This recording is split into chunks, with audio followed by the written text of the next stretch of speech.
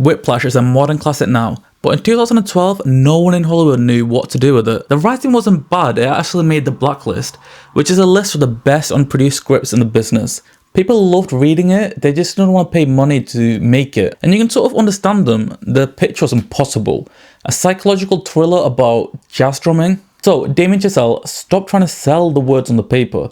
He knew exactly what was in his head, and he knew that it couldn't be explained, it had to be shown. Chazelle had already directed a tiny black and white musical called Guy and Madeline on a park bench, so he had some experience with creating a feature-length project, but this was his thesis film he shot whilst an undergrad at university. He spent the next few years mostly on the sidelines, writing scripts and doing rewrites for other projects whilst trying to do something bigger to get him off the ground. On paper, he was a working writer, but nothing he had written had broken through in such a way that could actually change his career yet. So he scraped together a tiny budget and decided to shoot one scene from Whiplash, just one, just to prove that it could work. He picked the most intense 15 pages, cast J.K. Simmons as the teacher, and filmed it as a short film. Chazelle took the short to Sundance, and after competing against some of the best short films that year, it went on to win the jury prize. And then suddenly, the same people that said it was too niche and it was too risky were fighting to give him $3.3 million. He didn't ask them to believe, he showed them that it worked in front of an audience. But that green light doesn't mean an easy ride.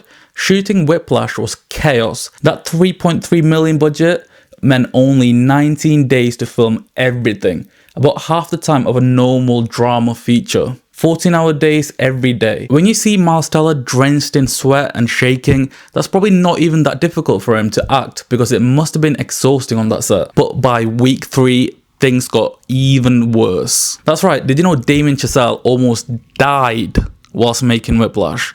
Like actually die in real life. In week 3, after a long, strenuous shooting schedule, he crashed his car driving to set. He totaled it and then ended up in hospital with a concussion. On any studio movie, that's a shutdown. But Chazelle knew that if they stopped, they'd run out of money and the film wouldn't get made. So he did what any reasonable person would do, and he checked himself out the next day, neck brace and all, and went straight back to set. There was one casualty though. Johnny Simmons originally played the drummer from the short film, but once the film got funded, the investors wanted a bigger, more recognizable name.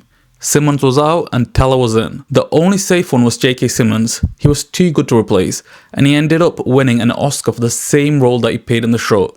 But none of that would have worked without the editing that made a jazz film feel like a war movie. Why does Whiplash feel like an action film? Chazelle and editor Tom Cross made one smart choice: to treat the instruments like weapons.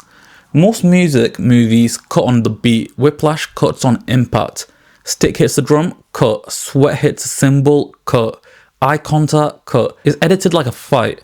That energy helped Tom Cross win the Oscar for the best editing, an award usually reserved for Mad Max, not a $3 million jazz movie. That's Damien Chazelle's playbook in one film. He couldn't sell the script, so he made the short. He couldn't stop the production, so he directed through a concussion. He didn't want a nice musical drama, so he cut it like an action film. If you got a script that no one wants to read, stop pitching. Pick your best scene, grab the camera, and make them see what's in your vision.